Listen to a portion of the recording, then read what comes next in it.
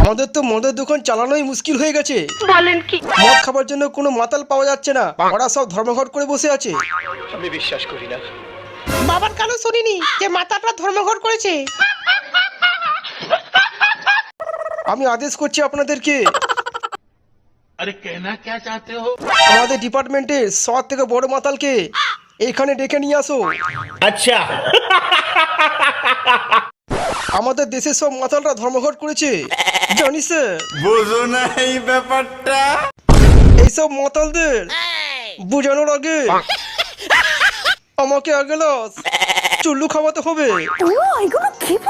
না হলে এদের আমি বুঝাতে পারবো না। বুঝানোর আগে চুল্লু খাওয়াবে, 1 নম্বরে মাতাল।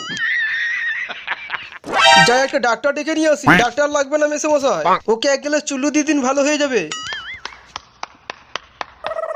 1 গ্লাস মদ খেলে আমি ভালো হয়ে যাব, ডাক্তার বলেছে। খুব মদ খাবার শোক না, মদের মধ্যে বিমল মেশাবো। এই আবার কি বালের রোগ রে বাবা, মদ খেলে ভালো হয়ে যাবে। 1 গ্লাস মদ এনেছি, খেয়ে নাও। নাও মদটা খেয়ে নাও, ডাক্তার বলেছে না ঢকঢক করে খেয়ে নিতে, ঢকঢক করে খেয়ে নাও। মদটা খেতে একটু কড়া লাগছে তো, মদের চাট না থাকলে একটু কড়া লাগে, নাও খেয়ে নাও। আমার সব মদের বোতলগুলো এই শান্তির ছেলে খেয়েছে। মিথ্যে কথা। সালা মদের বোতলটা আমি খেয়েছি কি তুই খেয়েছি সালা বালচো? এই যে শান্তির ছেলে, এইটা আপনাদের ঘর না।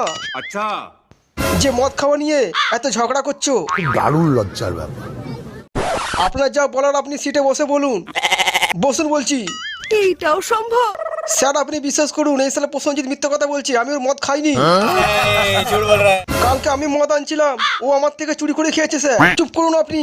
ছি ছি ছি ছি। মদটা কে খেয়েছে এখনো সেটা প্রমাণ হয়নি, আপনি কি বুঝতে পারছেন না? বিচি ধরে বসুন। হ্যাঁ স্যার, আমি এখনই বিচি ধরে বসছি।